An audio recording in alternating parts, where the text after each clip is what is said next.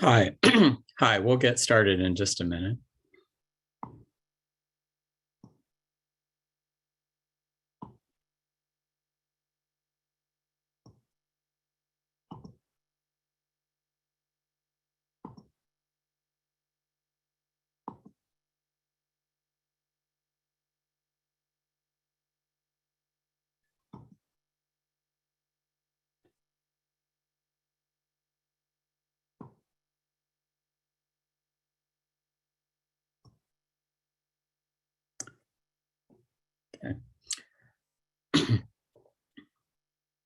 Okay, welcome to today's web-based workshop as part of the National Cooperative Highway Research Program, Project 2307, Effective Methods for Setting Transportation Performance Targets. My name is Michael Grant, and I'm with ICF, leading the consultant team that has been conducting the research under this study, along with High Street Consulting and Applied Pavement Technology. I'm joined today by my ICF colleagues, Haley Eggert and Sarah Lettuce, who will be providing technical support, and two panelists, Nick Warren from the Memphis MPO and Eric Randall from the Metropolitan Washington Council of Governments.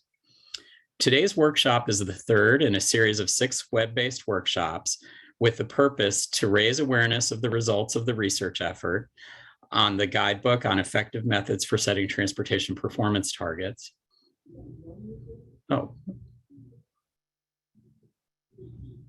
And provide useful information to help transportation practitioners understand effective methods for setting performance targets. It is also to help transportation practitioners to further engage in dialogue on target setting methods to learn from the results of this study and from each other. The focus of the workshop is target setting methods today on congestion measures, and specifically peak hour excessive delay, per capita, and non-single occupancy vehicle mode share. These are the measures for urbanized areas, and the target setting process involves both MPOs and state DOTs working together. Before we get started, I'd like to note that this webinar today is being recorded. Hi, my name is Sarah, and I wanted to point out a few features as we get started for navigating Zoom during the workshop. So as you can see on the screen, to view closed captions, click on the CC button at the bottom of the Zoom window and then select Show Subtitle. Also, after each of our DOT speakers and at the end of the workshop, there will be time for questions. And as questions come up throughout the workshop, feel free to drop them in the chat or raise your hand. Both of those buttons can be found at the bottom of the screen. And when you raise your hand, one of the facilitators will give you the ability to unmute. And if you have any questions about Zoom during the workshop, feel free to reach out to Haley and me via the emails we've shared in the chat. I'll hand it back to Michael now. Thanks, Sarah. So just for our agenda today, we have a 2-hour session. After this brief remarks at the front, I'll provide an overview of some of the methods that were identified for the congestion measures. And then we're going to hear from our two speakers about effective practices that have been used in 2 urbanized areas of the country. Following that, we'll have a discussion, and this really is intended to be a web-based workshop, not just a traditional webinar where you would just listen to presentations. While we have several presentations, we want to hear from all of you and share experiences with each other and have participants learn from each other as well. So we'll talk a bit about some of the technical issues that you've faced in setting targets related to the congestion measures, as well as some of the processes, communications, and decision-making that occurs as part of the target setting process itself. With that, I'll provide a very brief overview of the purpose of the project. This effort was part of a study to really help state DOTs and metropolitan planning organizations identify effective methods for setting transportation performance targets. And we know that targets are required to be set based on federal regulation, and they can be established using quantitative and sometimes qualitative methods, as well as a combination of methods. Establishing these targets often presents challenges for many transportation agencies due to a variety of issues, both relating to data, relating to the methods and sort of approaches they would use to set the targets, as well as communications and other types of issues in thinking about what is the appropriate target to set. And so this guidebook was designed to help state DOTs and metropolitan planning organizations really identify potential methods that may be effective for their own context to set these transportation performance targets. Today, we're focusing on target setting for a subset of the measures under what's often called the PM3 measures, and specifically those focused on congestion. I'll provide a little bit of just overview of the guidebook first. The guidebook itself is in the publication process, and we're hoping to have a pre-publication version available shortly. The guidebook has 3 parts. The first part focuses on an overview of target setting methods and considerations associated with target setting for the national performance measures. It talks about target setting philosophies and discusses a range of sophistication of methods, as well as challenges and elements of effective methods. The second part of the document is the main bulk of the material and includes a menu of different target setting methods that practitioners can consider, and it's organized specific to individual performance measure areas. And the third part includes a discussion about other performance measures beyond the federal requirements and discusses some of the reasons why other performance measures and targets might be set, and provides examples of measures and targets in 5 different performance areas: accessibility, greenhouse gas emissions, active transportation, transit ridership, and customer satisfaction. The guidebook talks about methods generally across all of the performance areas that fall into a couple of primary sets of methods that range generally from, somewhat limited in sophistication to much more complex. So we see methods that are quantitative. Almost all of these have a quantitative component, but some are policy-based. For instance, based on a specific regional or state policy or direction in which a target is intended to be set. Second, we see a lot of work around historical analysis of trends, and this often includes computational analysis using statistical methods to look at trends and where those trends are heading. We also see probabilistic and risk-based approaches, which look at the variability or potential variability in performance and use levels of risk to assess where a potential target should be set based on the potential ranges of possibility or likelihood at which future levels of performance will be. And fourth, we see more complex statistical models that go beyond trend analysis that account for explanatory factors. For instance, many cases, regression models or statistical models are developed that account for many different factors in order to help better predict performance.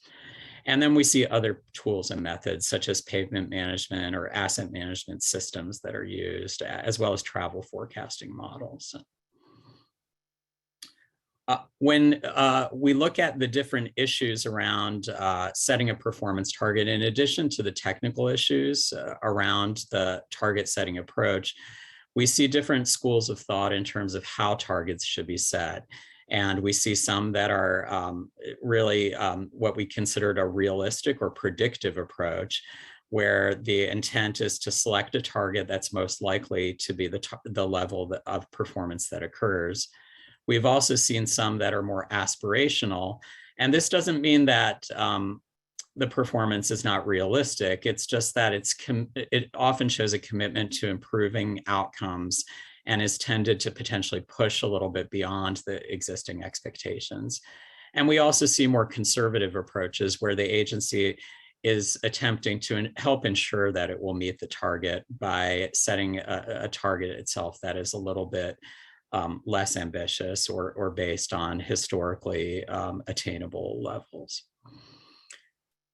When we look at target setting methods and what makes them effective as well, we also see a number of factors listed here, including considerations that agencies should think about, such as the ease of application of the method, the technical robustness of the method, how easy it is to communicate, and whether the method allows for policy considerations.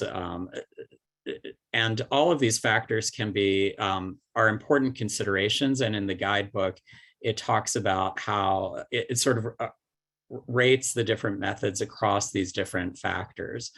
Ultimately, though, what we see is that a lot of transportation agencies say that the most effective method for setting a target is ideally having methods that help to inform the investments and strategies that are ultimately implemented by providing some information about factors driving performance, as well as having some characteristics of the target setting approach that help motivate stakeholders and decision makers to engage in the discussions, and particularly in the discussions about actions that can be taken to meet those targets. So today our focus is on the annual hours of peak hour excessive delay per capita and the percent non-single occupancy vehicle mode share measures. The peak hour excessive delay, both of these measures are urbanized area measures. And so we have considerable coordination between metropolitan planning organizations and state DOTs as part of the process of setting these targets. The peak hour excessive delay traffic congestion measure is computed based on a measure of excessive delay, which is based on the extra amount of time spent in congested conditions, and defined in the federal regulations based on speed thresholds. And these are calculated for peak periods during weekdays. For the non-SOV or non-single occupant vehicle mode share performance measures, states and MPOs have an option of using various data sources, including the Census American Community Survey mode share data, as well as local travel survey data or samples collected in the region. Most states and MPOs choose to use ACS data based on percentage of workers age 16 and older who commuted to work using transportation mode other than single occupancy vehicle. We'll hear more about these shortly. I'll note here that in the guidebook, it identifies in this section of the guidebook several different methods that may be used to set targets for these measures. And they range in sophistication from simple or relatively simple to implement to those that are more data intensive. Starting at the simple level, we have some policy-based approaches and the idea of building off a baseline. So in some cases, an agency may have a baseline level of performance, whether it's non-SOV mode share or peak hour excessive delay that's calculated, and use that information as their target or to make some adjustments based on different factors that may be taken into account. A policy-based one, the first one noted here, really would account for some sort of state or regional policy towards, for instance, increasing non-SOV mode share. We then have the time series trend analysis, and as well as doing trend analysis plus incorporating additional factors. And this chart shows some of the strengths and limitations of the different methods across those methods. And finally, we see that while it's not required or necessary based on regulation, some areas have also utilized travel forecasting models. And at an urbanized area, or there are issues to consider in terms of what the area for that target is. But most metropolitan areas have regional travel forecasting models that can be used to help support calculations of congestion levels as well as calculation of mode shares. And so there are some regions, and we'll hear, I think, from Eric shortly on this as well, about using the travel model to help in the process of setting a target by forecasting what levels are anticipated in the future.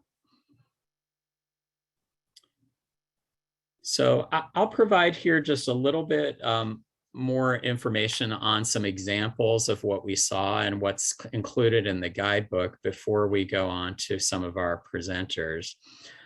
When we look at these methods, we see a wide array of different states and MPOs working together for these urbanized areas to set targets and use a variety of these different approaches.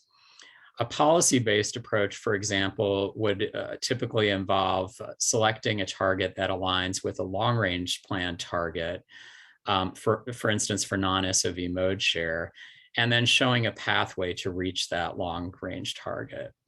So as an example, in the guidebook, we noted that the San Francisco, Oakland, San Jose urbanized area had a non-SOV mode share target for the region that was selected to align with the Plan Bay Area 2040 target.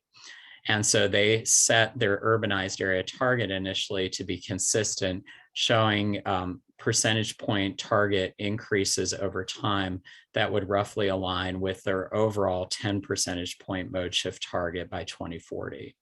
Which had been a board adopted target of the Metropolitan Transportation Commission. A different approach is not necessarily policy-based, but building off the baseline. There are assumptions that might be used off of a baseline value.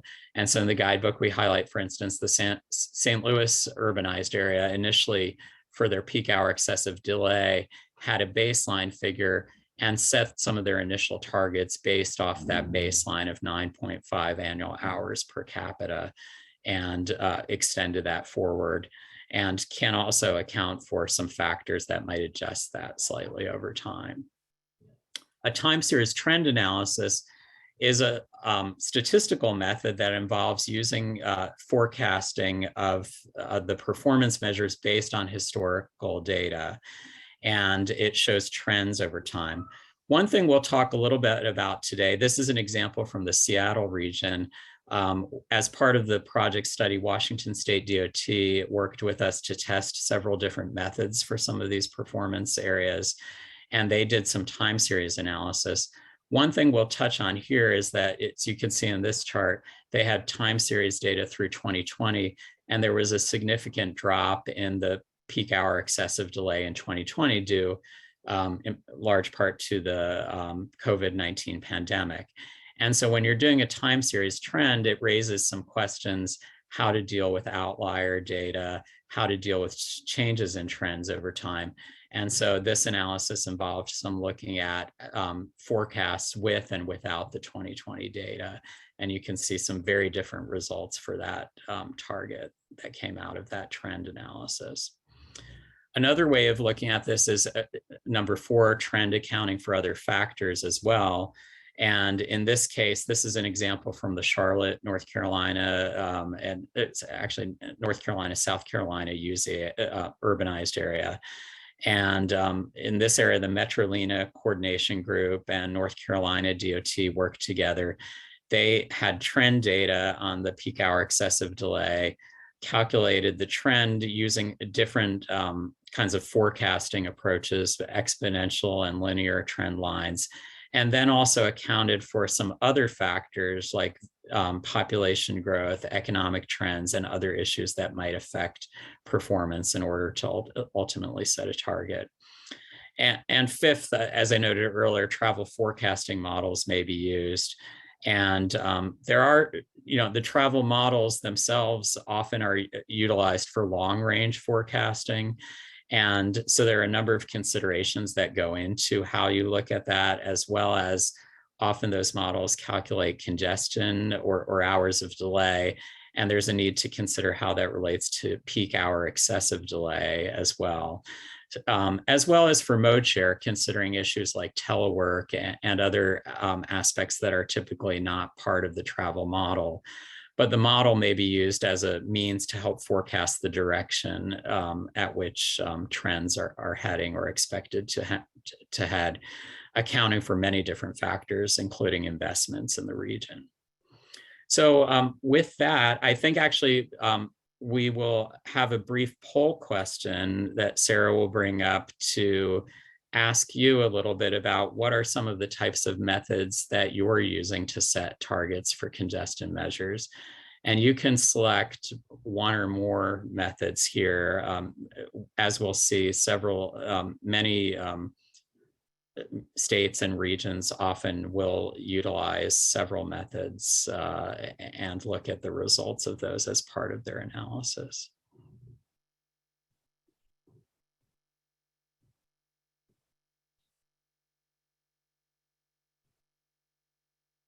Okay, well, I'm seeing people responding to the poll, which is great. We're glad to have your participation as we talk about these methods.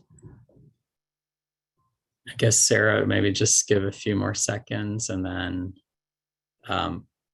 will you then display the poll results?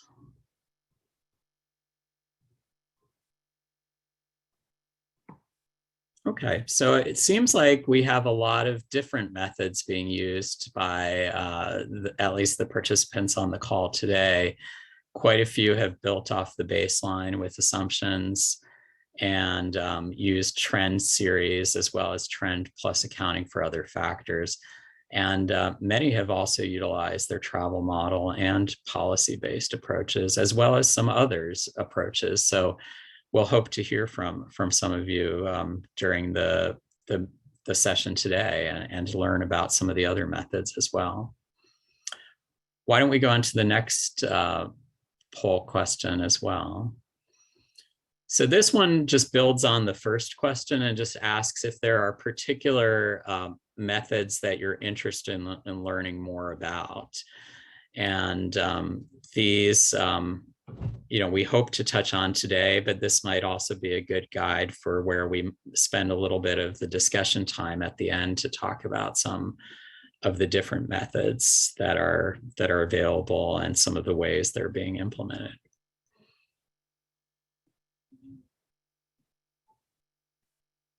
Okay, so I'll give you a minute or a few more seconds to respond to that poll question as well.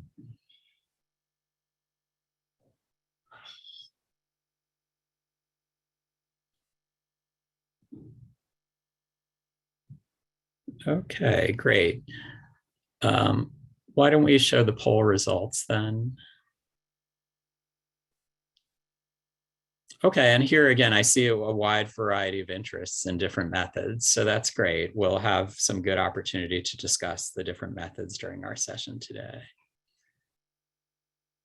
Okay, with that, I think then I will introduce or move into the next segment of our agenda today, which is to hear from some MPOs that have been working on setting targets and learn more about the methods that they've used.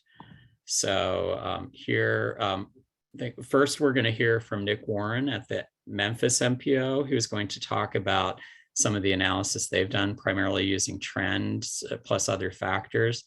Then we'll hear from Eric Randall in the Washington, D.C. region about some of the combination of different methods they've used. With that, I'll turn it over to Nick, and you can bring up his presentation.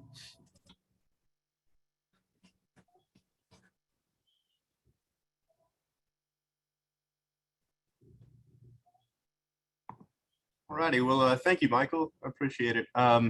So my name, again, is Nick Warren, and I'm a transportation planner with the Memphis MPO, and I'll be presenting on our target setting process for the non-SOV and PHED measures. I should note before we get started here, they have been doing construction on City Hall, and unfortunately, they just recently moved towards my window. So I hope it doesn't become too big of an issue, but if it does, please bear with me. Next slide. Okay, so before jumping into a discussion regarding our target setting process, I thought it would be good to provide a little bit of background information on who we are as an agency and as a region. So we're actually a bi-state MPO located in a tri-state urbanized area with a population of right around 1.15 million. We have 4 counties located in our planning area, 2 of which are in Tennessee and the other 2 are in Mississippi. And we have 18 municipalities kind of scattered throughout our planning area. As noted earlier, we are located in a tri-state urbanized area, and a portion of our urbanized area actually extends into Crittenden County, Arkansas. However, That portion of the urbanized area is overseen by the West Memphis MPO, who we coordinate with pretty regularly. Next slide. Okay, so I think Michael did a really good job of, providing background information on these two measures and some of the requirements associated with them. So I won't spend too much time on this slide, but this just kind of provides an overview of some of, the boxes that we checked that required us to establish targets for these two measures. So obviously, we're a designated urbanized area that contains national highway system mileage, and we have a population of well over 200,000. We're also currently in maintenance for the 2008 ozone standard. And at the time of applicability determination for these two measures, we were also in maintenance for carbon monoxide. So in short, we were required to establish one unified target for the Memphis, Tennessee, Mississippi, and Arkansas urbanized area. Now, the composition of our planning area in our urbanized area played a pretty important role in our target setting process, and that we had to bring a rather large number of stakeholders to the table. And in fact, we had to get the Tennessee Department of Transportation, Mississippi Department of Transportation, Arkansas Department of Transportation, the West Memphis MPO, as well as our Transportation Policy Board to agree to one unified target for each of these performance measures. In addition to that, we coordinated with state and local air quality agencies from each state, as well as various local jurisdictions that were impacted by the targets. Next slide. Okay, so I'll go ahead and start off by covering our first performance period and some of the results and lessons learned. So next slide.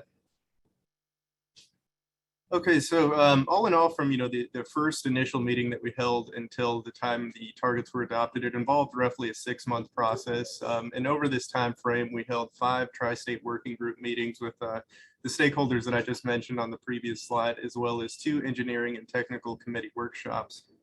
And we did this again just to ensure that everybody was on the same page and in agreement with the targets. We also provided consideration for a number of factors in the target setting process for each of these measures. So for the non-SOV measure, we looked at historical regional development patterns, which have kind of been geared toward low density development over the last several decades. We also looked at upcoming projects that could potentially impact non-SOV travel within our area. We also looked at fluctuations in gas prices. We had to take into consideration that transit service to the West Memphis area had just been canceled, and we weren't sure, what type of impact that was going to have on non-SOV travel. And then lastly, we probably placed the most emphasis on historical non-SOV trends. And then for the PHED measure, the target setting process was a bit more complicated. First of all, we had multiple data sets from 2 different data providers that we had to provide consideration for and kind of reconcile the differences between those 2 different data sets. And then secondly, we didn't have any tools available to us in-house that could actually process the amount of data made available through the National Performance Management Research data set. So those were 2 obvious, major hurdles that we kind of had to overcome before we could even really take into consideration any other factors. But once we kind of took care of that, we looked at, population growth and trends within our area. We also looked at upcoming projects that could potentially impact PHED, and again, placed quite a bit of emphasis on the historical PHED trends. Next slide. Okay, so I'll go ahead and start off by covering the target setting process for the non-SOV measure, since it was a bit more straightforward. So as part of this analysis, we again primarily focused on historical trends in upcoming projects that could potentially impact non-SOV travel. And as part of this analysis, we looked at the 5 most recent years of available data from the American Community Survey and used this data to perform multiple regression analyses and projections to 2021, which is the year in which the targets would be evaluated against. And then lastly, again, we placed quite a bit of emphasis on input from stakeholders, since we had, so many different agencies that had to adopt these targets. But again, after multiple discussions with the Tri-State Working Group, everybody kind of expressed interest in taking more of a data-driven approach rather than a policy-based approach, and also remaining conservative and realistic in our target setting. So we ended up settling on a target of 16.5% for the 2- and 4-year targets in the first performance period.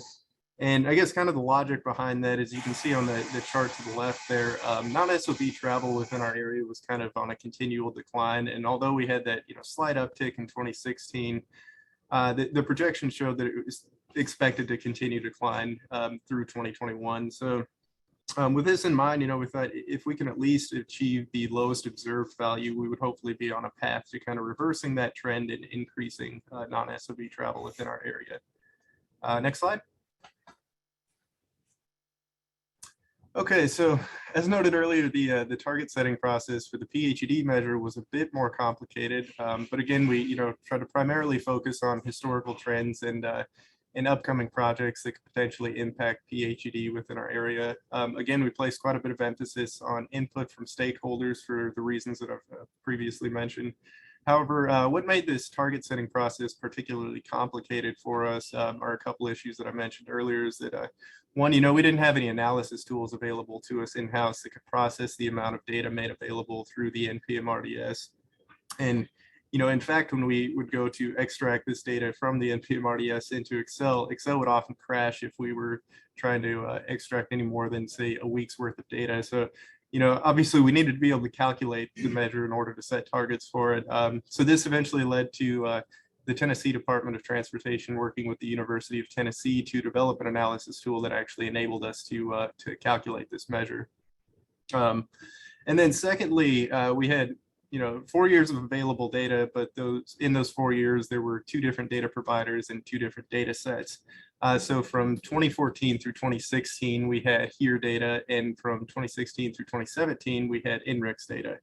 And as you can see on the chart in the top left-hand side of the screen there, when we plug those data sets into the analysis tool, we kind of got 2 very different results. And as you can see, I think in the column from I want to say 5th from the left, that includes the HERE data outputs, and then 7th from the left, you can see the INRIX data outputs. And in that 1 year of overlapping data that we did have, which was 2016, there was almost an 11-hour discrepancy between the 2 data sets. So obviously this kind of threw us for a loop. We weren't necessarily sure which data set to trust, how impactful that was going to be. Our gut feeling was that, the 2021 value is probably going to be much closer to the INRIX observed values, but the working group kind of expressed interest in erring on the side of caution, and still, really wanted to take a data-driven approach rather than a policy-based approach. So we ended up, performing multiple regression analyses and producing multiple projections again to 2021. And we did this using the HERE data individually, the INRIX data individually, and then kind of a combination of the 2. And ultimately, again, after multiple discussions with the working group, we ended up settling on a projection that extrapolated the growth rate from the HERE data and applied that to the observed INRIX values. And that's the calculation that you can see on the bottom left-hand side of the screen there.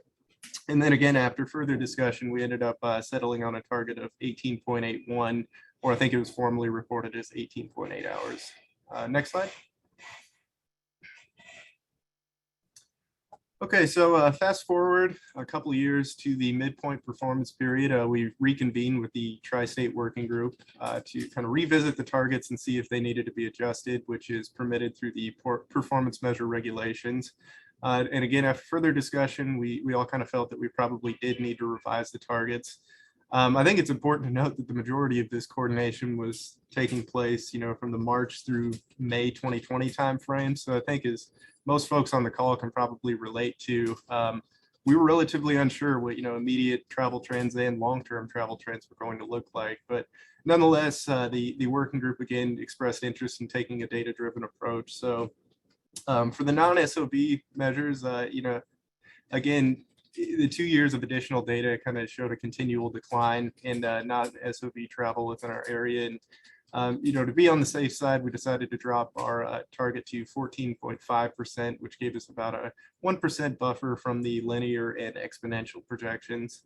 Now, for the PHED target, we were able to simplify our target setting process quite a bit. First of all, we had 2 more years of additional INRIX data and 1 consistent data set, which seemed to kind of confirm a lot of our initial impressions that the vast discrepancies between the 2 data sets were in fact due to the change in data providers and data sets rather than a dramatic increase in PHED per capita. And then secondly, TDOT ended up purchasing the RIDIS PM3 tool, which became available to MPOs. And that greatly, assisted our efforts to process that data quickly and conduct internal analyses. And then, again, considering the impacts of the COVID-19 pandemic, we thought that we could probably be a little bit more aggressive in our target setting this go around. So we ended up dropping our target to 8.0 hours, which was the highest observed value of the 3 years of available INRIX data that we had. Next slide. Okay, so as far as some results and lessons learned from the first performance period, we're still awaiting the results from the non-SOV target. However, we do anticipate having those, I think, in December or early next year, whenever the American Community Survey comes out. However, for the PHED target, our area actually failed to achieve the target. So we conducted some internal analyses, again, to just kind of understand why we missed the target in 2021. And after review, it's our belief that the closure of the Hernando de Soto Bridge, or I-40 bridge, between Arkansas and Tennessee was probably the most significant contributing factor to the area's failure to achieve the target. So as some of you may have seen in the news, in May of 2021, the Hernando de Soto Bridge was closed after structural errors had been discovered, and remained closed until early August 2021. And as you can see in the chart on the bottom left-hand side of the screen there, the PHED per capita values during this time frame were substantially higher than the remainder of the performance period. So I guess as far as, lessons learned, I think we learned, well, these trend analyses might not be 100% accurate, and, reviewing historical data might not necessarily be indicative of what future travel trends may look like or hold. They are really helpful tools in kind of guiding the discussion associated with the target setting process, as well as giving some basis to the targets that you select. And then secondly, it's just really difficult to account for the impact of emergency events and non-recurring congestion. Next slide. Okay, so moving into the second performance period, we've adjusted our approach slightly. Next slide. Okay, so as far as the timeline for this round of target setting, I think everybody was a bit more comfortable with the measures this go around, and as a result, we were able to hold fewer working group meetings, and only ended up holding about 3 working group meetings from November 2021 through May 2022, when the targets were adopted. Again, we revised our approach for each of the measures, and for non-SOV, we ended up taking the average of the 5 most recent years of available data, which was 16.2%, settled on that for our 2 and 4 year targets. For the PHED metric, we ended up taking the highest observed 2021 monthly value, which was 0.8 hours, and multiplied that by 12 to come up with 9.6 hours for both the 2 and 4 year target. Next slide. Okay, and we've also been able to integrate these measures into several of our MPO planning products. Next slide.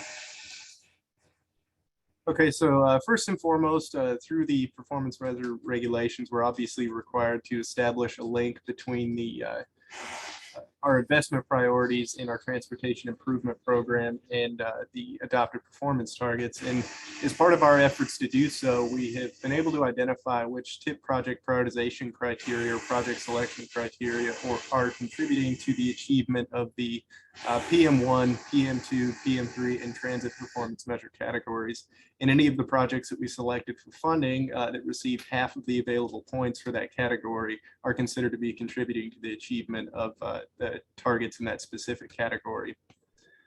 We've also integrated these 2 measures into our congestion management process and collect data on them annually, and that data is reported in our annual congestion management process report.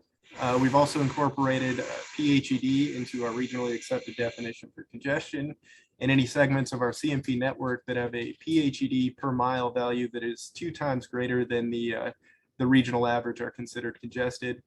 And then lastly, I think this target setting process, as well as the process for our other performance measures, has led to the development of our annual performance measures report, which is really intended to serve as kind of a one-stop shop for the performance measures, our targets, as well as the historical values tied to each of those measures.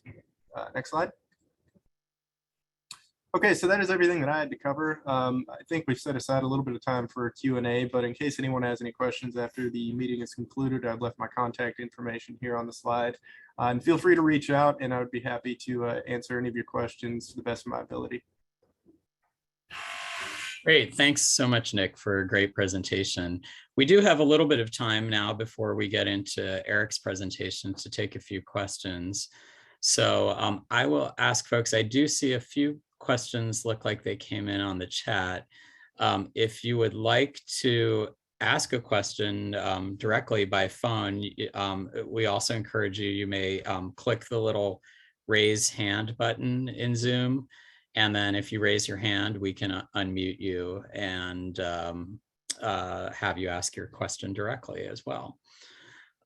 So let me see, I think there were just a few questions, one related more to process. And actually we have two, I think, kind of complex situations today with multi-state MPOs. And there was a question about how did you handle the multi-state requirement of 23 CFR 450-314H to document the jointly agreed upon written provisions on coordination.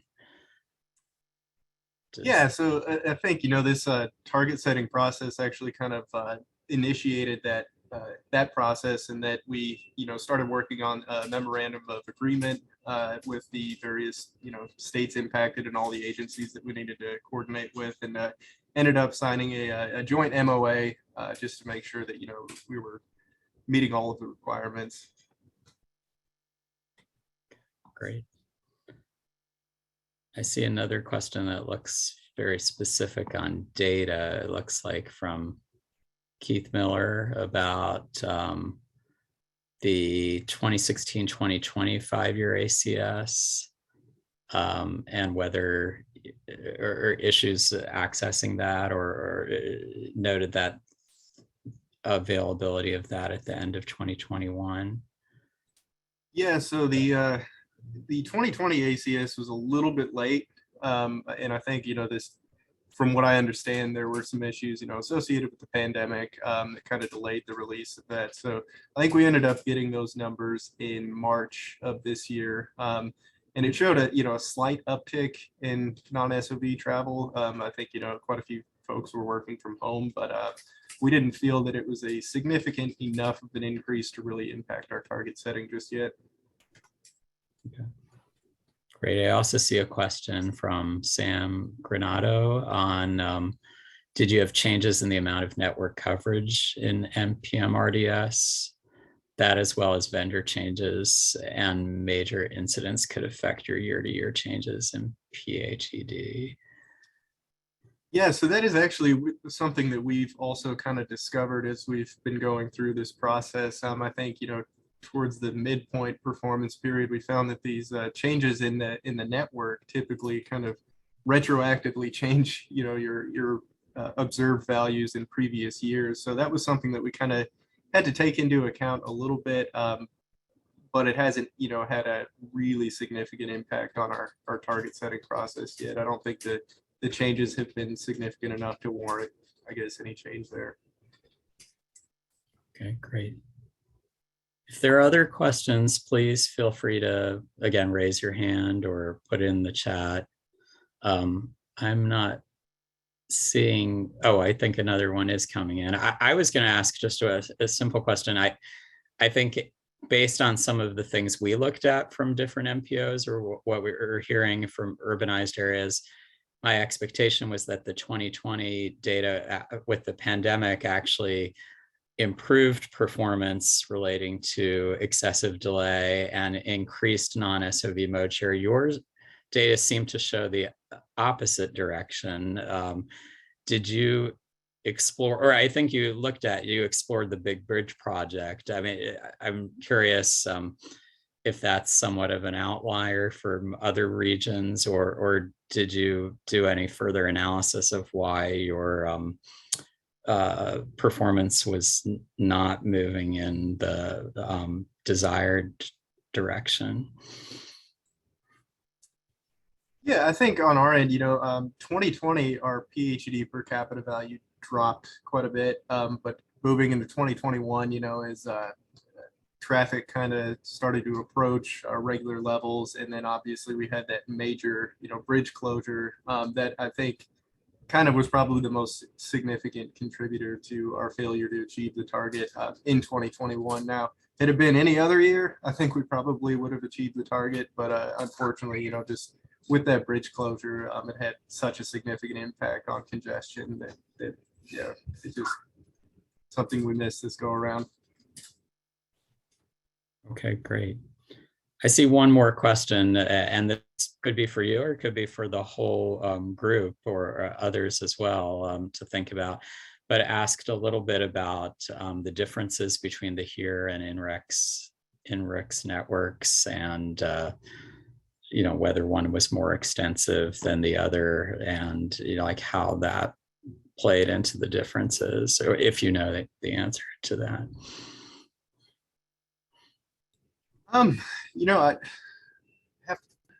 I can't say for certain, but thinking back on when we were actually, examining the network, I think in 2018, I didn't notice too many significant differences. I know there are other packages available, for a more expanded or extensive network that you can purchase, I forget the name of it off the top of my head, but where you could have additional corridors added to your network, and you're able to go and assess congestion levels or level of travel time reliability on those networks as well.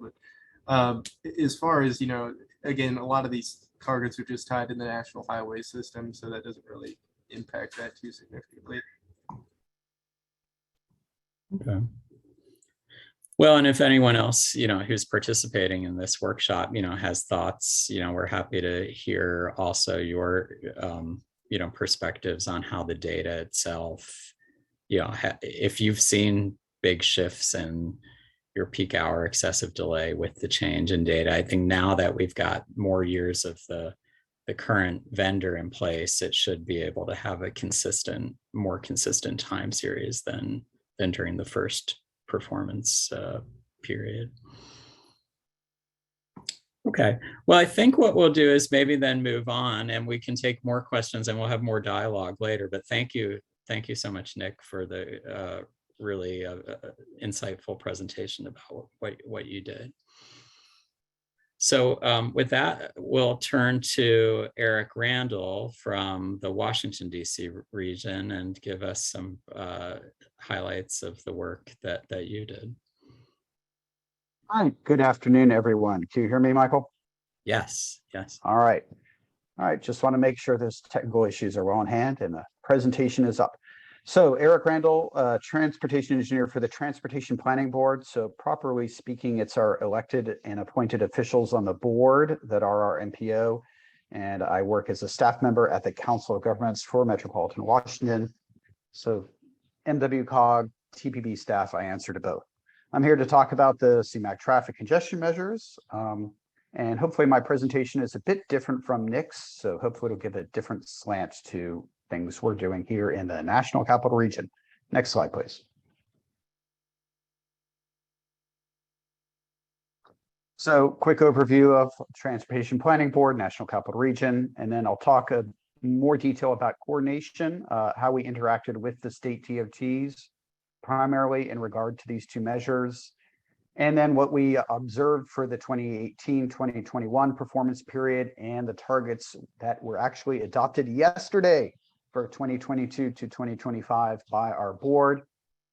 And then another tack here, I'm going to look more at some of the things we'd like to do, want to do, if only we had more resources about performance-based planning and programming, and wrap up with a scan we did a couple of years ago now, 3 years ago now, of other MPOs, but I think it helps stimulate some conversation and thought about the PBP process. Next slide, please.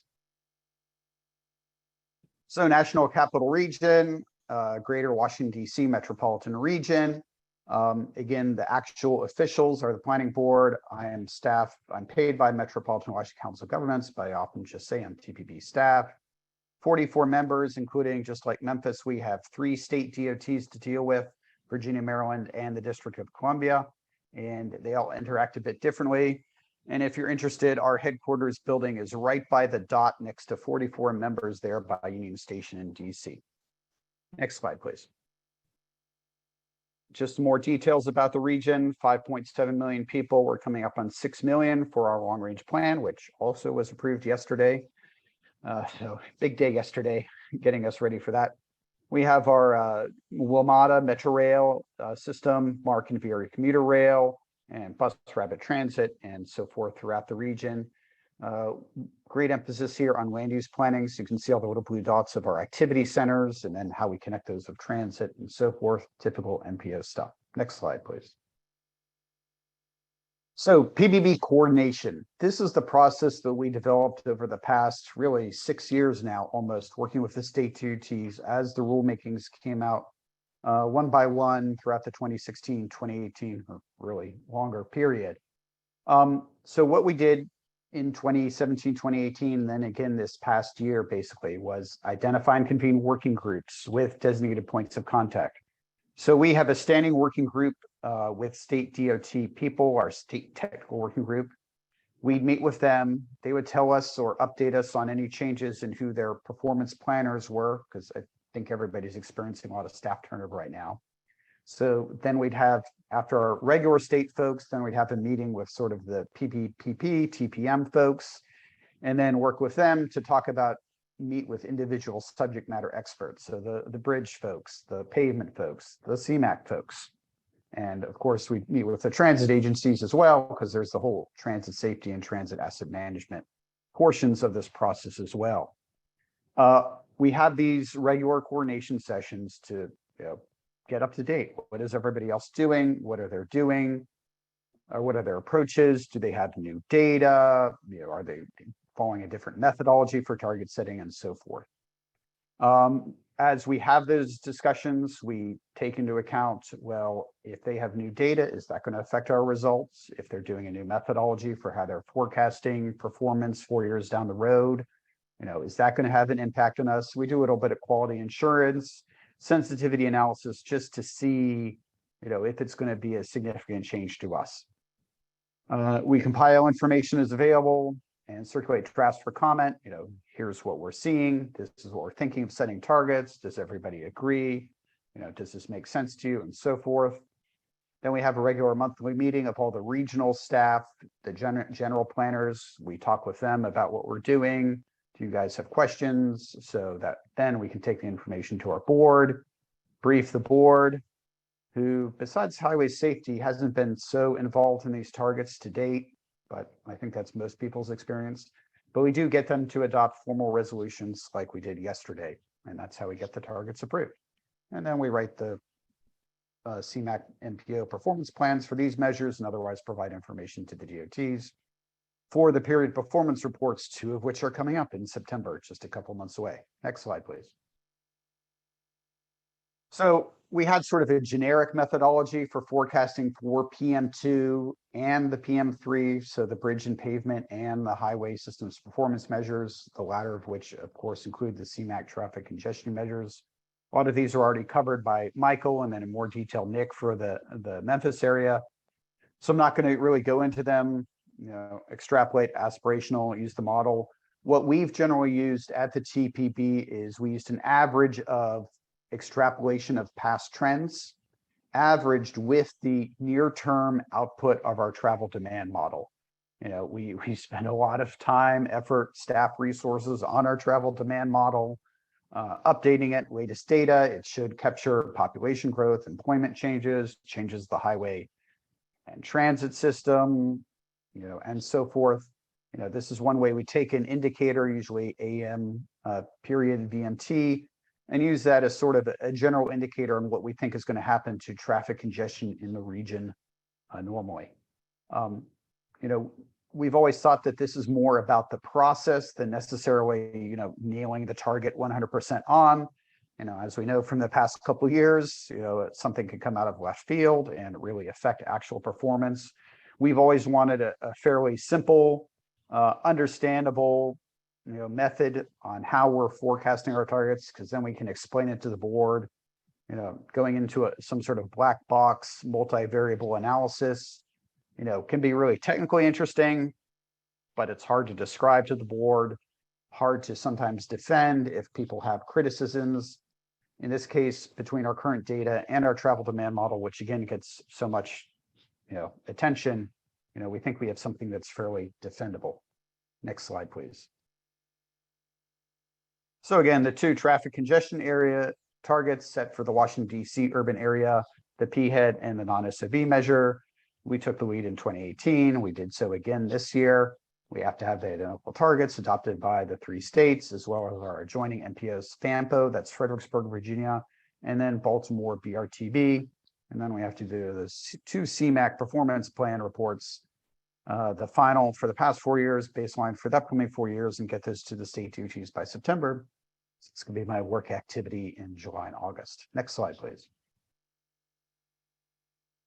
I always just like to show this up because it's sort of an interesting picture. Some of you may remember the MPO coordination rule that was put out right at the close of the Obama administration, and then Congress actually stepped in to say, no thanks. It would have been very challenging for us when we were all supposed to cooperate. But, you know, we are the pink area there, the darker pink for the Washington, D.C. urbanized area. That urban area overlaps into the Baltimore green region to the north and the Fredericksburg to the south, quite a bit over into the Fredericksburg area. So when we approve these Washington urban area targets, we send them over to Baltimore and Fredericksburg, and they sign off on them. And then similarly, we have some of the Baltimore urban area, so we have to approve those targets. You can see how the coordination would just grow if we had to include more players in this. The other point of this is that, you know, we're looking at our 2 smaller urban areas, Fredericksburg, which is Frederick, which is the bright red, and then a purplish smaller one, Waldorf, to our south. Both of those are up about the 150,000 population range. And someday they're going to pop over 200,000, depending on the magic that Census Bureau works. So at that point, you know, maybe in a couple of years, we'll be setting 3 urban area targets, and which will be another step in the process. Next slide, please. So these were the coordinating questions that we used this year when we were talking to the state DOTs. You know, basically, we would take the data from NPM-RDS or another source, send it them and say, you know, this is what we're seeing for our region. Does this make sense with what you see for the state? Sometimes it doesn't. You know, trends, direction, you know, sometimes we have to go back and say, you know, is our data screwed up? Is your data screwed up? Is a data set missing? You know, and so forth. But, you know, all these data sets are pretty much defined within the rule makings. We try to stick to them as close as possible. And again, we discuss with them, you know, our methodology tools. What are you guys doing statewide basis? You know, how are we going to apply that to our metropolitan region? Obviously not so much for these 2 traffic congestion measures, but it does bear on the other traffic measure, on the other performance measures. Of course, what is your schedule when we set targets? So when you're taking this in Virginia, they have a state board, the Commonwealth Transportation Board, that approves all these targets. So whereas in Maryland and the district, it's the secretary or a designee who signs off on them. So it's a bit different for Virginia, where there's going to be a whole nother layer of a board process that has to approve these targets. Again, adds extra steps to the whole PBPP requirements. Next slide, please. So just briefly, what we saw with the PHED measure, you know, going back through 2017, we had the previous data, and we've already talked about INRIX and here and the other different data sources. We did buy the extra year. Obviously, numbers were changing. Things continue to update. The blue bars or the green bars, what we predicted, what would happen out through 26.7.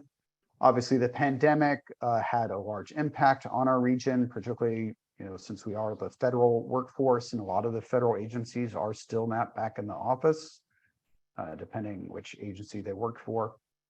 So, you know, March 2020, congestion dropped away, started coming back 2021, but, you know, we made our 4-year target. Didn't have to have a 2-year target yet, though we do coming up.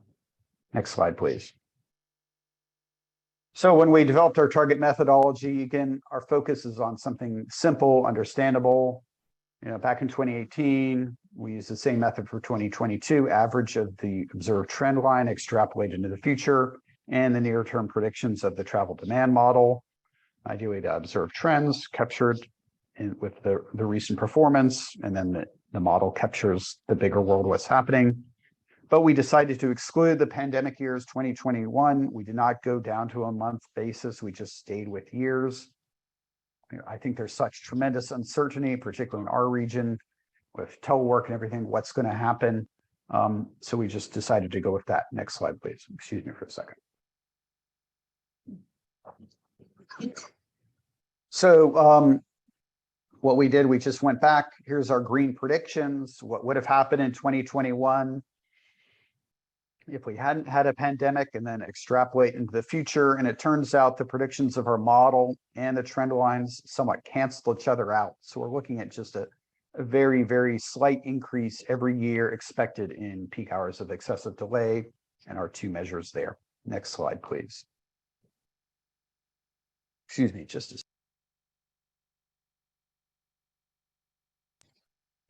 pollution in the air or something. All right, mode share non-SOV. I think I'm going to have to read back and read the rules, because we weren't thinking we had to match the 4-year target yet. But 2-year target, we did meet it. Performance was a little better than predicted, which it was not in 2018, interestingly enough. And then with the pandemic, a lot of people here started teleworking, including ourselves. We only went back to the office March 1st at 50%. So peak hours of mode share jumped from 37 up to 39.5.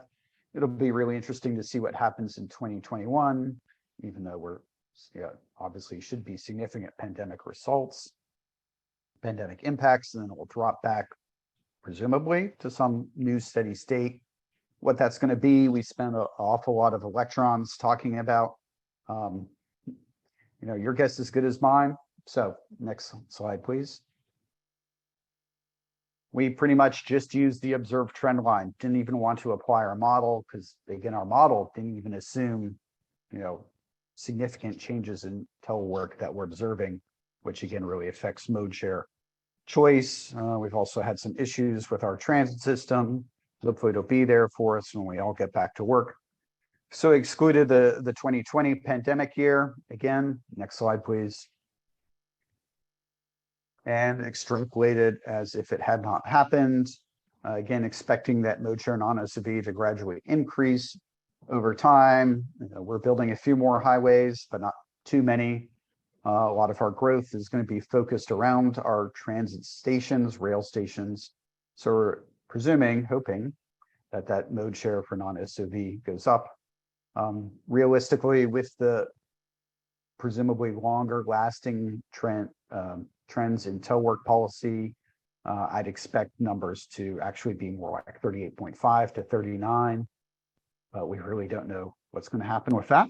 So we'll explain it all in a couple of years when we have to submit those performance reports, but we didn't want to spend a lot of time and guesswork trying to come up with something different right now at this point for 2-year and 4-year targets over the next couple of years. Next slide, please. Things we would like to do if we have the resources, and particularly now that we have more of this performance data, is understanding better the relationship between projects and programs and external factors, such as not so much pandemics, but things like gas prices, land use, and so forth, with performance across all areas. Again, this ties back into the requirements that the items, projects, and programs that go into the plan, go into the TIP. We need to describe how those projects and programs are affecting our performance. So things we've talked about doing is going back and analyzing obligation data and project completion. Did safety projects, did bottleneck relief affect performance? Can we, itemize those differences? In fact, phone call earlier today, we're going to go back and look at the past 10 years of traffic volumes and try to compare those to where our top 10 traffic bottlenecks are, to sort of weigh the impact of increased traffic on traffic congestion as opposed to road expansion, other projects. So it's a lot about, so much of our work traditionally at the MPO is about looking forward, what's going to happen with the plan, what's going to happen with the TIP. What we like to do is look back at the past few years and go, hey, what did happen and how did it affect performance? And how can we turn those lessons learned around into both understanding what we're seeing and into better forecasting into the future. We have a new database provided to us by Eco Interactive. Good time working with them. Keep adding more details to our database, and that new database will allow us to manipulate more data more easily to try to understand what's happening out there. And states are doing the same thing, coming out with new databases, new GIS layers all the time, seeing how we can integrate all that data and put it together.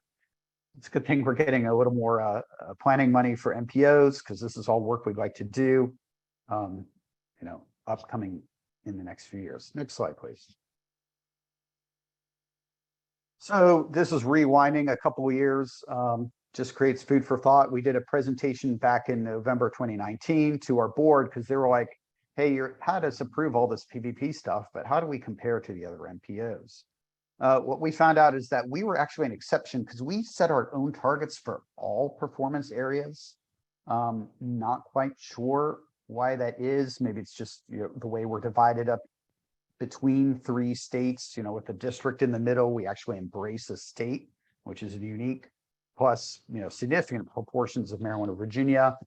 The statewide indicators just weren't relevant to us, because when you averaged 3 disparate areas together, you came up with totally different answers. So it's just a lot more understandable to our board that we set all these targets. What we found is that we were actually doing somewhat better on highway safety and highway assets, PM1 and PM2, but not so much on PM3, which includes these measures.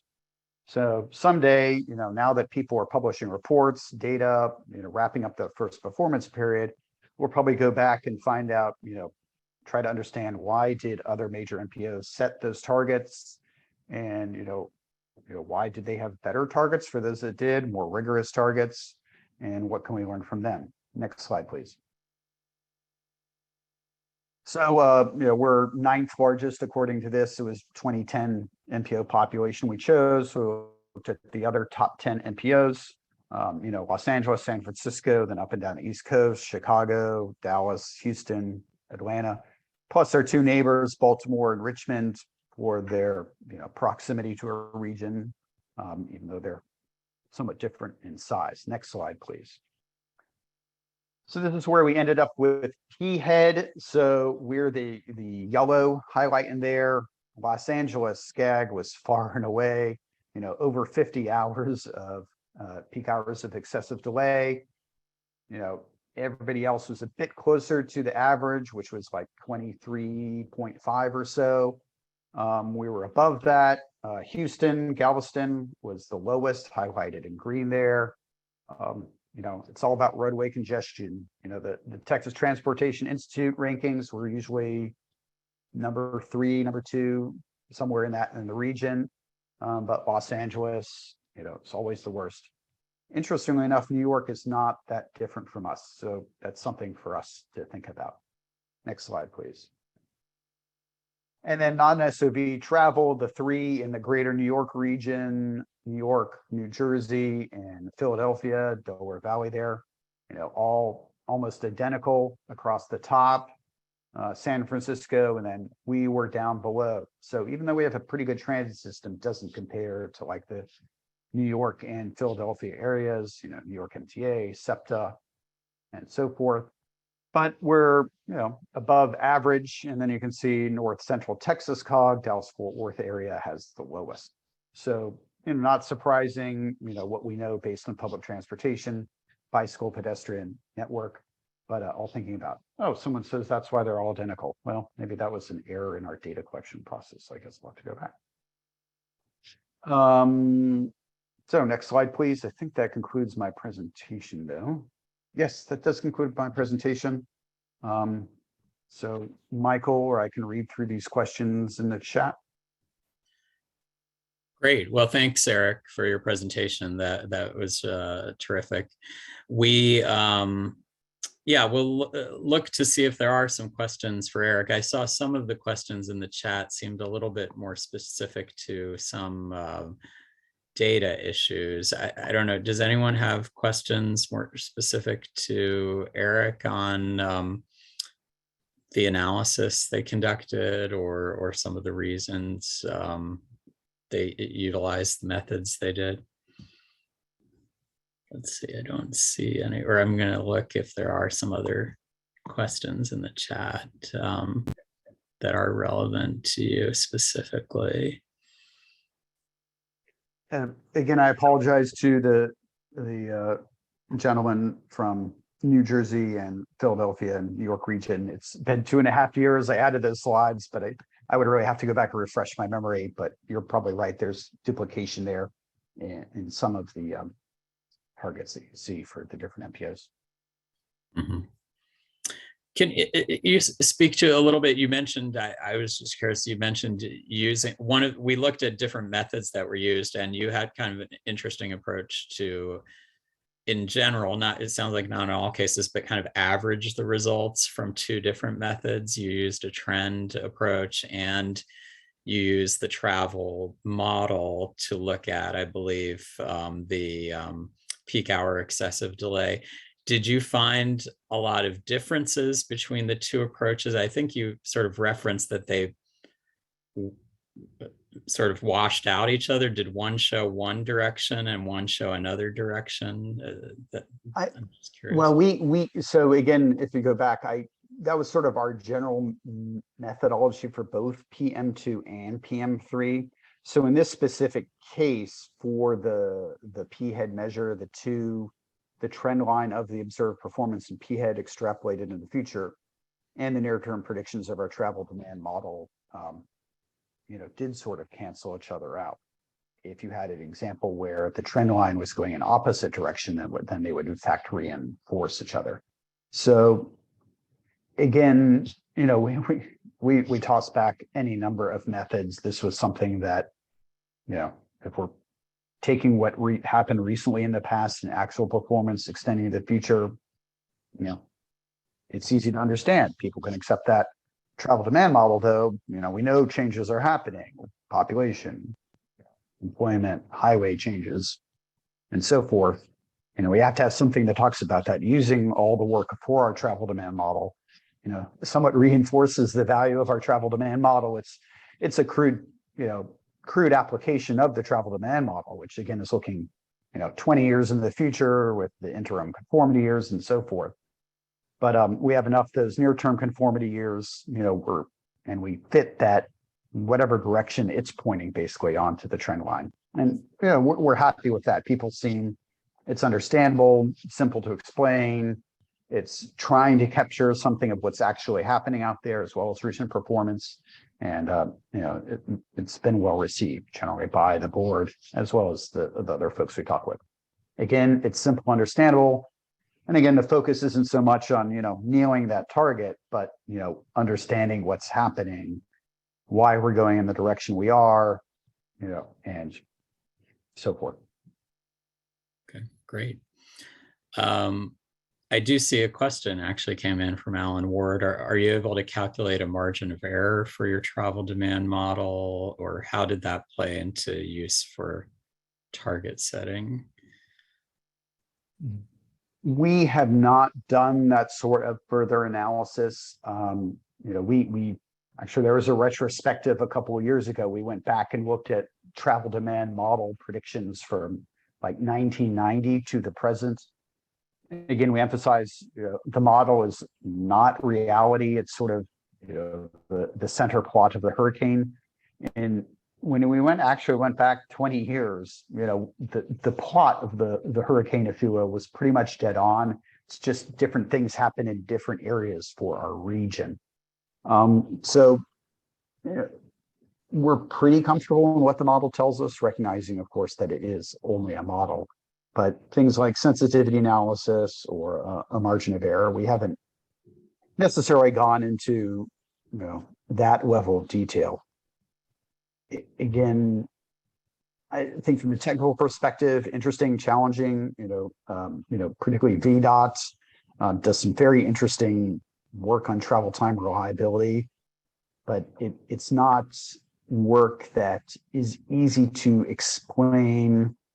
Sometimes I have to go back and refresh what all the equations mean, but easy to explain and translate into something that our board can accept and get behind easily enough.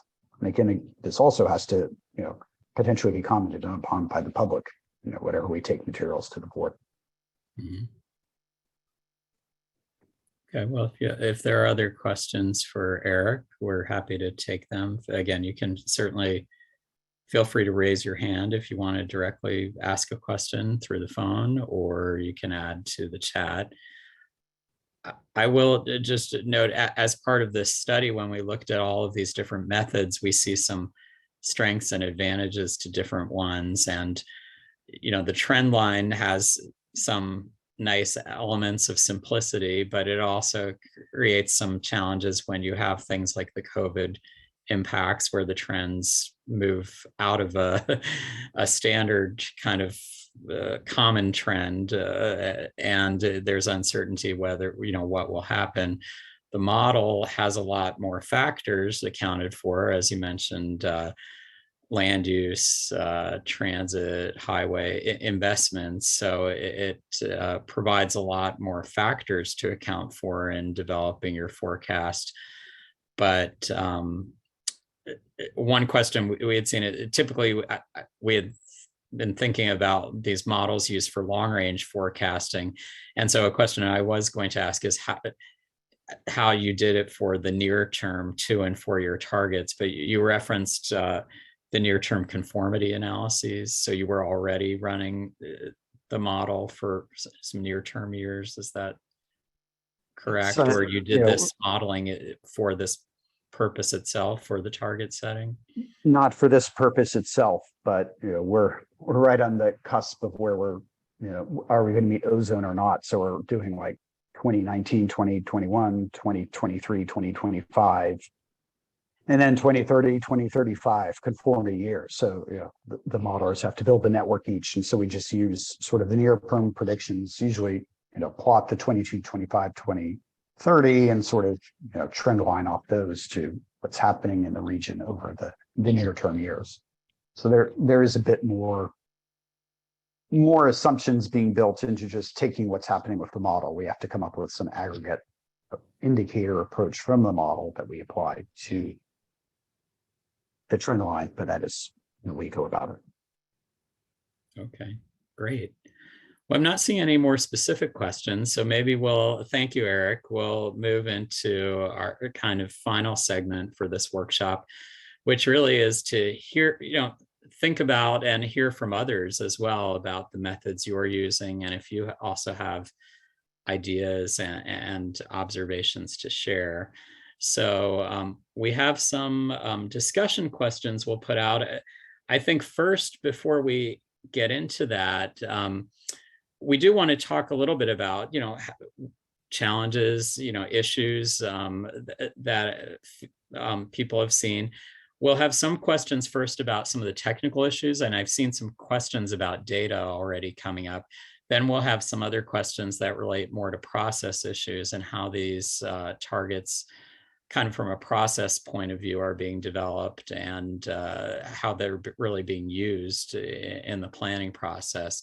So we'll get to that after. But I did want to go back, if folks are willing to. We had an initial poll that asked people what kinds of methods they were using. And I think there were a few people that said other methods. And I'm very curious to hear if there is someone on the line that, maybe said they used a different kind of method beyond the ones that we had kind of laid out for the guidebook, and based on the research we had done and what that kind of method entailed or utilized. So I would ask if you're willing, and if you did identify some other type of method or wanted to highlight a different type of approach that you use than what we presented or what the speakers presented, if you would, I think raise your hand or just be able to, then we can unmute you or unmute yourself. We'd love to hear about other methods that folks have used as well, if there are things that are somewhat different. Or did you consider, maybe it was similar to these, but it was kind of another way you address that? Is there anyone who listed they had another method that would like to provide a few highlights for us of a different kind of approach you used?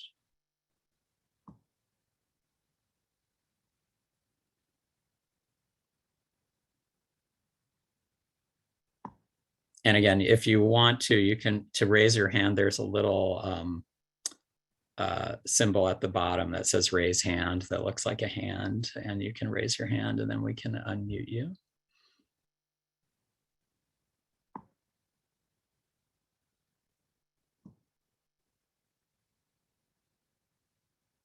Okay, well, I'm not seeing anyone yet, but we would like to, certainly if you then are on and would like to add some other methods, we'd love to hear about that. So let's get into some discussion of the overall technical issues that folks have faced in setting these targets. We've raised a few questions here. I think one of the pressing ones we heard when we were doing some of the pilot testing related to these issues around COVID-19 and changes in travel patterns and the uncertainties associated with those, both on the delay and on the mode shares. And we saw, I think, clearly from the Metropolitan Washington Council of Governments, some pretty stark changes in those few years, the recent few years. Can anyone, I guess I'll open this up again to the phone lines, or if folks want to put it into the chat to share any perspectives you have on how to address, first of all, what are some challenges you're facing, and are there, some approaches you've been thinking about or considering in relation to looking at congestion and non-SOV mode shares for the future, and how you're going to predict that better?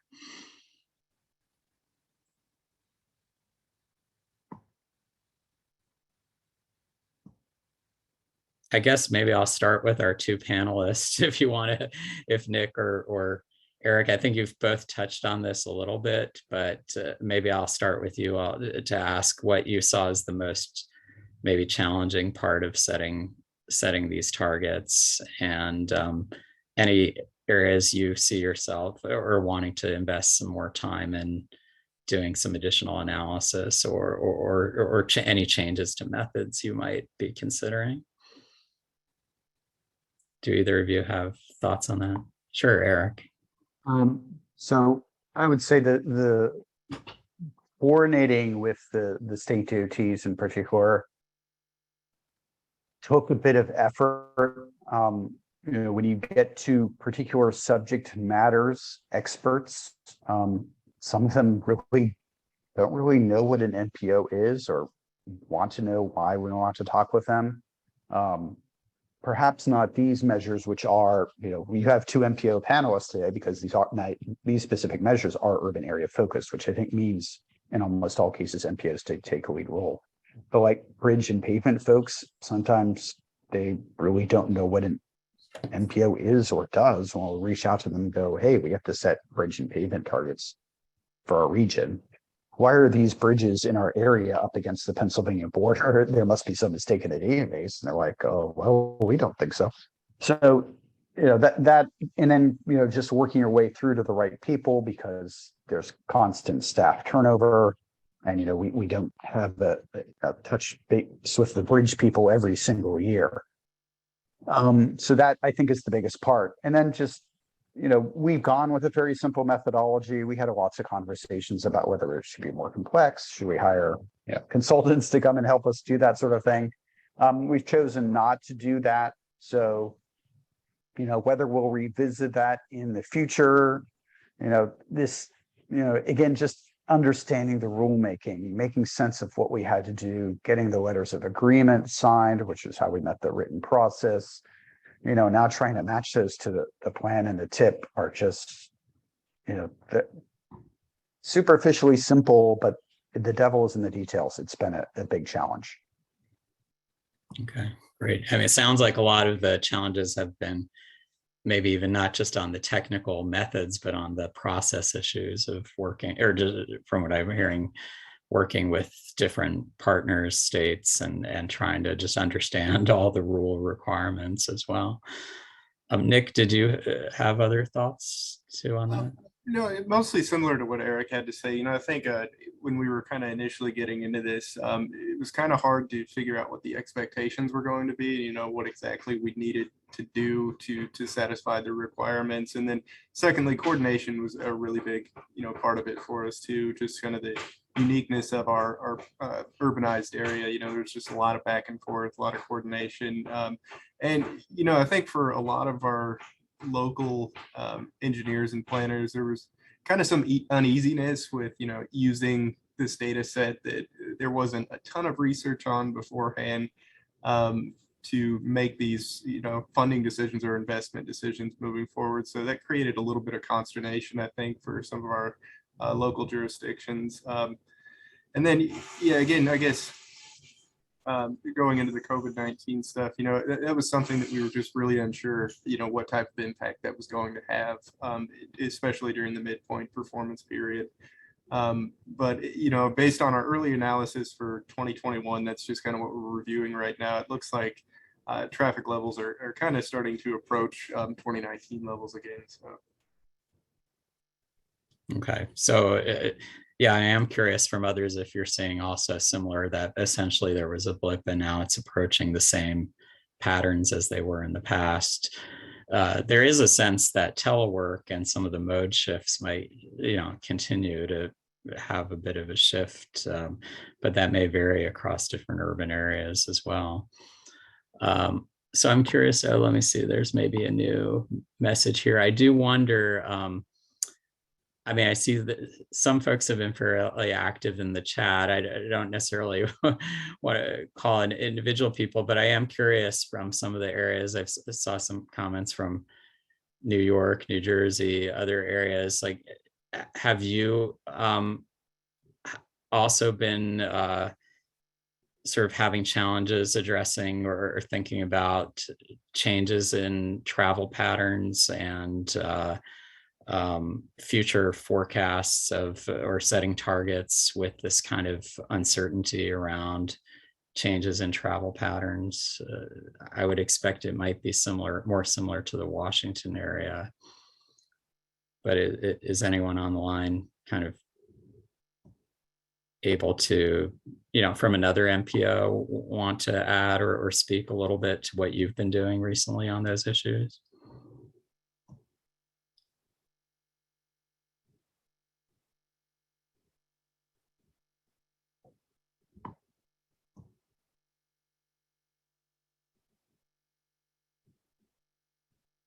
We have a fairly quiet group here today, I guess, but okay, well, I see some comments here. Yeah, biggest challenge has been with the data and COVID-19, of course. Yeah, so one of the things we looked at here was, how do you really deal with outlier years? And the guidebook gets just a little bit into this and talks a little bit about, whether you just, kind of throw out those years of data, or whether you would kind of address, kind of incorporate some of that into a trend or develop some other kind of forecast. I'm also curious if anyone on the line has has more of a policy-based approach where I think this came up in the initial polling question, but where, there may be sort of a general policy towards increasing non-SOV mode share. And is anyone using more of a policy-driven approach to set your target rather than necessarily what the trend is or the data is predicting will be the effect?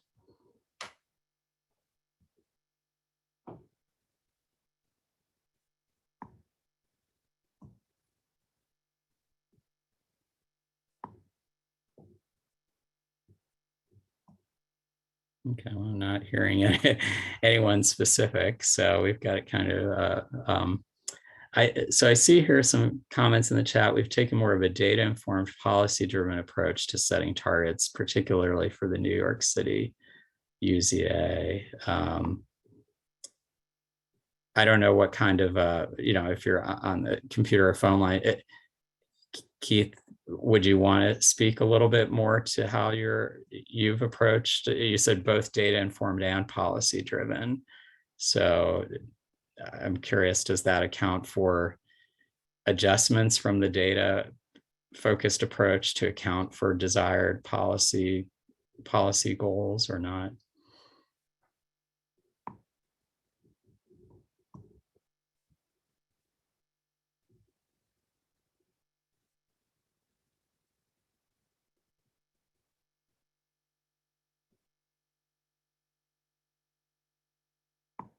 Yeah, well, any other thoughts from others on this? I think then we could, let's see, we still have a good amount of time. I am curious if there are folks that would like to share some other approaches they've taken or other challenges they've seen. I will then ask, I guess, as a question, do you envision using different approaches in the future? I guess this may be for our panelists again, or actually you're at the point where you're just developing, or Eric, you said just approved the new targets, right, for this next reporting, for this next period? So we did just approve our targets yesterday. So we'll be already produced a general report about them. We'll be writing up the MPO CMAQ performance plan in the next month or so. Okay. Circulating a draft in August.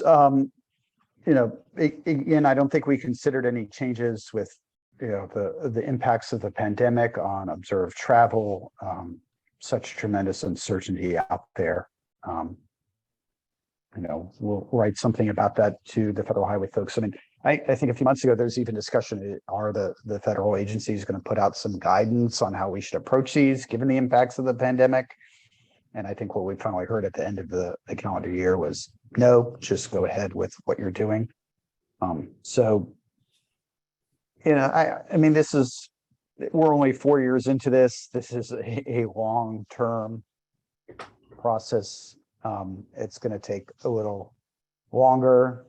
I'll read the guidebook. I think also, as we have more opportunities to share best practices among MPOs, and I don't think we're necessarily the best practice. The focus for us has been, coordination, keep it simple, see what everybody else is doing, but then let's go back into the projects and see what's happened in the past, which has always been, I think, a challenge for us at the MPO. We got to do this next, instead of, hey, what happened and how can we do that? That tends to be one-off looks. We've got to make that much more part of our integrated process, I think, if these performance factors are to have an impact.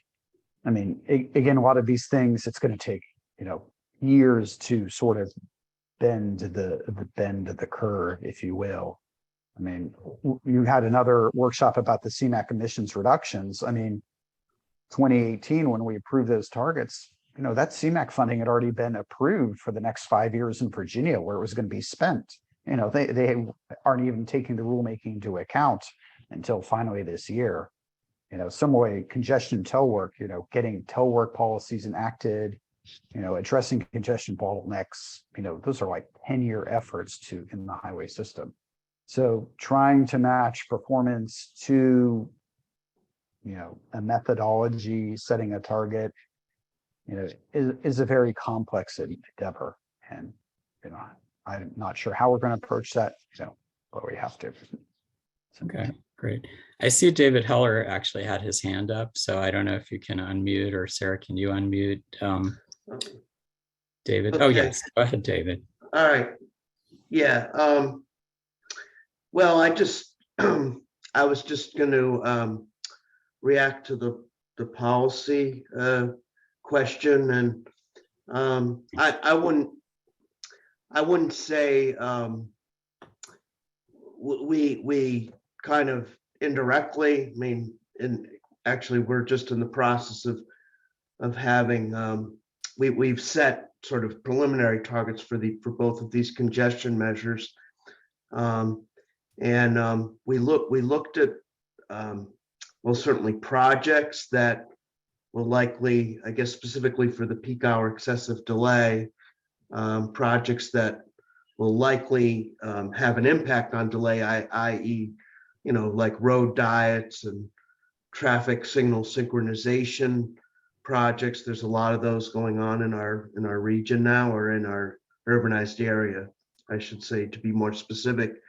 So, but I didn't, like I was telling our coordination group, I didn't do like a quantitative analysis, like a project level sort of analysis. I mean, partly due to resources, the tools we have, I think are a little more aggregate. You know, they're not quite as granular. Like you wouldn't, you know, travel demand model. That's more in addition to being long term. I think it's not a good tool to like measure project level analysis. So at least I think most regional models are mostly good for regional trends. So that's just an example of a tool, but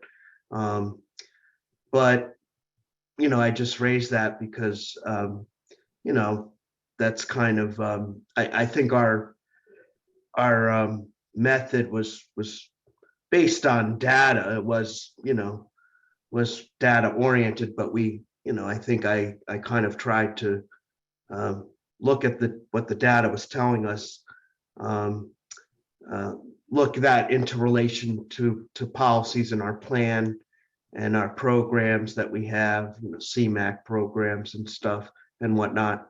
And so I don't know if that answers the question, but I think, you know, again, I think we looked at our policies and considered our policies and considered them in the process of establishing targets. So, you know, kind of a mixture of both. Okay, great. And just for everyone, can you clarify which MPO and urbanized area you're talking about? I'm sorry, Dave Heller. I work for the South Jersey Transportation Planning Organization, but we're the lead agency in setting the targets for the Atlantic City urbanized area, which is one of the smaller urbanized areas, or one of the less than, or now more than 200,000 population. That so this is new. You know, we've just started to be incorporated into this process. So, Great. Yeah. Great. Well, that's helpful. Yeah. So it sounds like it wasn't, you know, driven by a policy sort of approach of a certain % reduction or anything, but you're considering the different policies as part of sort of how you're deciding to select the target level. I think that's fair to say. Yeah, that's well said. Thank you. Okay, great. Well, thanks so much. Thanks for contributing. I really appreciate that. And again, if anyone else has some perspective on what your agency's been doing and want to share if there's some commonalities here or some differences, we'd love to hear that. This is really a forum to learn about that. Let me, if others want to contribute as well, again, feel free to raise your hand and, you know, share a little bit about the approach you're using. I'll turn to, or maybe Haley, you can turn to the next set of questions that we have, and these move on from some of the technical issues to the issues about influencing decision-making. And I know actually Eric had to drop off for another meeting, and we will wrap up shortly. But I do think this is an important element of when we looked at the process of, there's sort of two aspects: the technical aspect of how do you set the target and select that or establish that target, but also how does the process of setting the target, you know, influence decision making, or does it influence it? Is it just an exercise in, you know, meeting a federal requirement, or is the process being used in any ways that really helps you think about the kinds of strategies you're implementing? So I would be interested to see if there are perspectives on that. Maybe also, Nick, you could start, and then we'll kind of open up to others.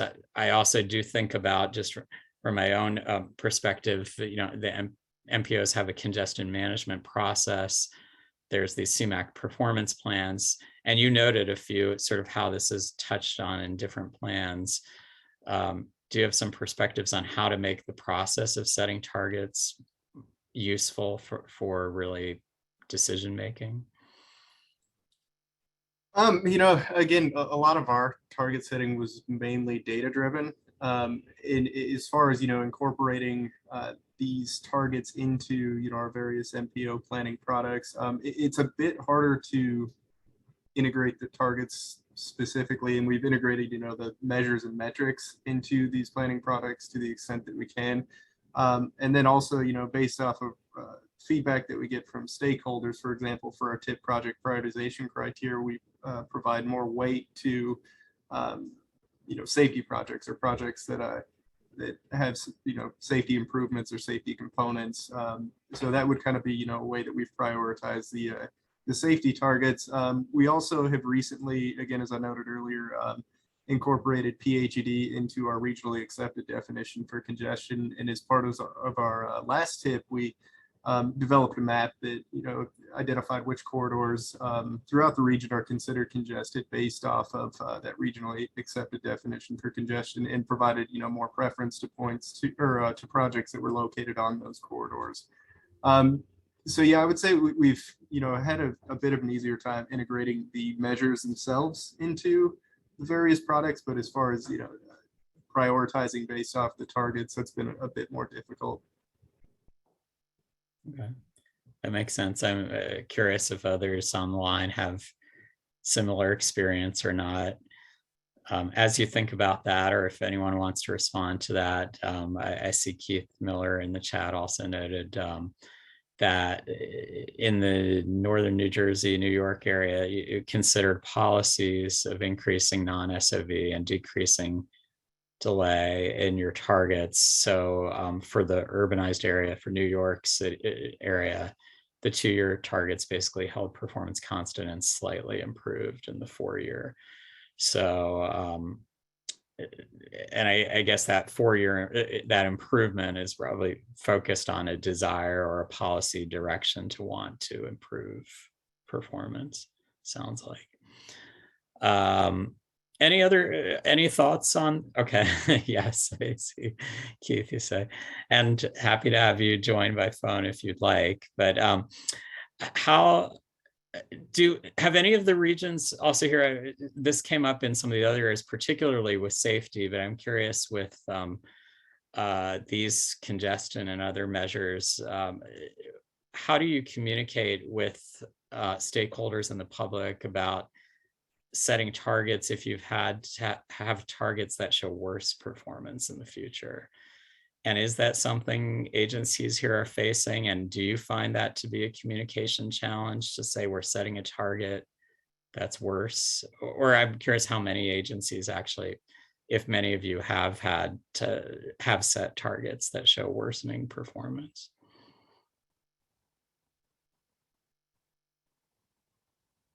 Is there anyone on the line that has sort of had that situation, and are there any experiences or lessons you have from that?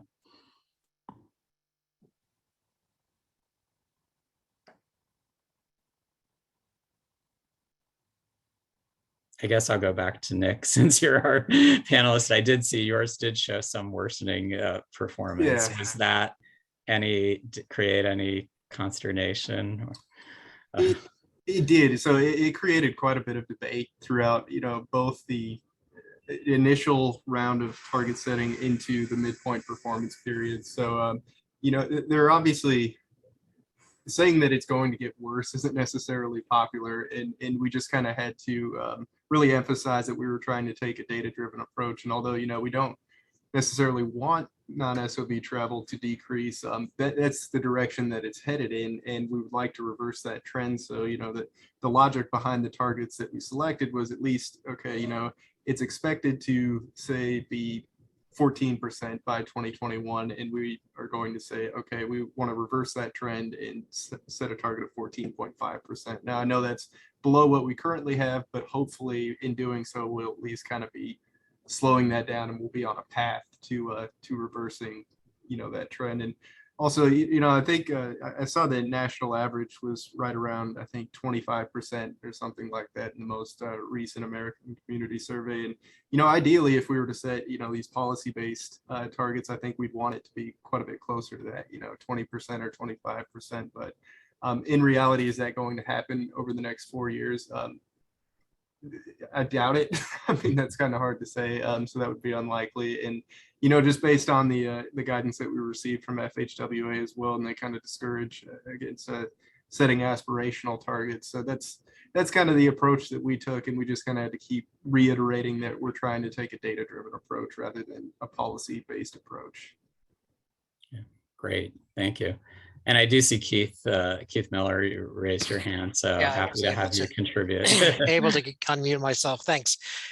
So for the New York City, Newark urbanized area, for a non-SOV, we have been trending a little, slightly increasing over the past pre-pandemic period, and then it took a sharp increase in 2020 due to the increased working from home, that more than offset the decreased transit use.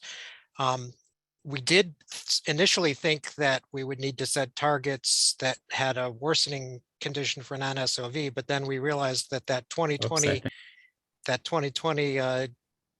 data is going to be included in the 5-year ACS throughout the entire performance period. So I think that made us more comfortable with keeping a kind of a constant target across those 5 years. And then maybe after the 2020 drops out of the 5-year ACS, that it might jump back down, but who knows what's going to happen with working from home and hybrid and all that stuff, and how that gets reflected in the ACS. If people are only working 2 days a week at home, then that counts as being working, taking whatever they go to work. But then for the PHED measure, we do, our targets are for worsening conditions. Part of the explanation that, when we present that to our board is going to be, while we're still recovering from the pandemic, and that was a kind of an aberration, and everyone stayed at home for quite a while, and people still haven't returned to full travel in our region yet. So we anticipate that congestion is going to go up, and also communicating that congestion is not our highest priority in the region. Safety is more important, and state of good repair is very important. So congestion is maybe not the top priority. So those are some of the things that we've talked about here. Okay, great. That's very informative, and I do wonder.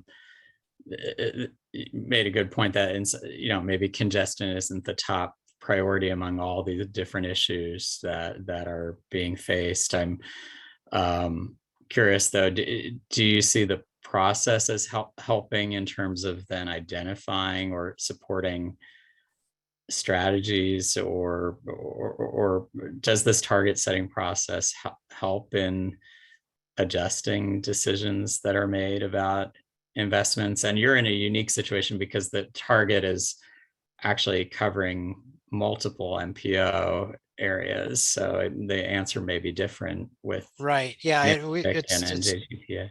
Challenging with such a large urbanized area that any change you make is going to be kind of a drop in the bucket. But I would echo what was said earlier, that the measures and metrics are much easier to incorporate into the process than the actual targets. So we have incorporated those into the CMP, and are looking at mapping the measures and seeing where that can inform decisions to make improvements. Okay, great. And today our session is a little bit different than some of the others because most of the other presentations we've had have been from state DOTs. These, since they're urbanized area targets, as we said, the MPOs play often a central role. Can you, or I don't know if Keith or anyone can, or Nick or others on the line want to just speak to any other aspects of coordination, and are there any tips or ideas for what makes the process successful in setting the target? I think Eric mentioned some challenges, but that might have been more related to bridge and other areas that aren't specific to congestion.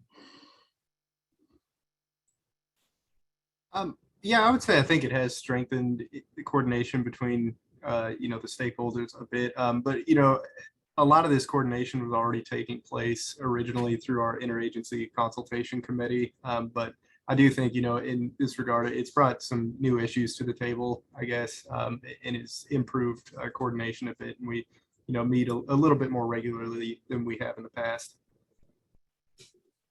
Okay, great. Well, are there any other questions from those on the line that you want to ask, either to us as the research team or anyone else on the line in terms of these congestion related measures? Are there any questions we didn't answer? I could also look back to those, but there were some, I think we've touched on most everything. I'll just see if there are any other questions you all want to ask, or just other issues you want to raise in terms of, how these targets are being used, or any of the challenges you find, or successful methods that you've found in setting your targets. Hey, Michael. Yes. I did have a question to other MPOs in the chat about the CMAQ performance plans, whether other MPOs intend to include their less than 1 million, but more than 200,000 urbanized areas in their CMAQ performance plans for those that need to prepare a CMAQ performance plan. I know that's not all MPOs. Okay, so the question, I'm sorry, clarify, it's whether those over 200,000 are. Yeah, I mean, in the first included. performance period, it was pretty clear. We only reported on the 1 million and above urbanized area. Now for the second performance period, those that have 200,000 plus urbanized areas within their MPO boundaries, are they going to be discussing those in their CMAQ performance plan? The guidance seems to be a little murky on that question. Okay. I'm not sure if there are others on the line that have, insights to that or thoughts on whether that applies to them. Would be interested to hear that. I see David Heller. Did you want to answer? Yeah, actually, to be honest, I don't know if this is right, but it was my assumption we did have to include, like we will have to include the smaller urban or the newly formed urbanized area performance targets. But again, I don't want to say that was just my assumption. I'm not sure. Maybe we don't have to, or maybe it's that was my thinking so far. So I don't want to say I'm the authority on that, but I thought we had to. Well, maybe this is a question. I mean, these are good forums to raise Yeah. different questions. Maybe those are questions we can also pass on to Federal Highway Administration. Yeah, and, maybe. Yeah. Others to see if there's some more specific information on that to be shared. We didn't specifically look at the performance plans as part of our study, looking specific to the methods, but I know that Federal Highway Administration has been, doing some other webinars and outreach relating to the different performance areas as well. So thank you for your question. I think with that, unless there are any other questions, we'll probably wrap up our session today. I hope this has been helpful to you. I hope the guidebook, there was a question earlier about the guidebook. It is going through the TRB or NCHRP publication review process, which takes some time. We are looking to have a pre-publication draft made available. We've heard interest in seeing the guidebook or draft pre-publication from many states and MPOs. So we're hoping to have that done. These sessions also will be available through the AASHTO TPM portal, and we will be coordinating with them to have the draft or the pre-publication version available also through the TPM portal. So we'll try to send out some announcements working with our partners at AMPO and AASHTO when that's available. There are also 2 in-person workshops that are currently being planned and dates are not yet firm, but we're looking to hold one at the AMPO annual conference in the fall and another one at the AASHTO performance conference that's planned in Rhode Island in December. So those will be other opportunities with the guidebook to share some more insights, and actually in those cases meet in person through conference venues to discuss some of the issues around performance target setting and some of the effective practices among all of those. So with that, I think unless Sarah or Haley, there's anything else, I will probably then just close down the session and thank you all for participating today, and hope that you gain some insights through this and that it's been helpful to you. So thank you, everyone.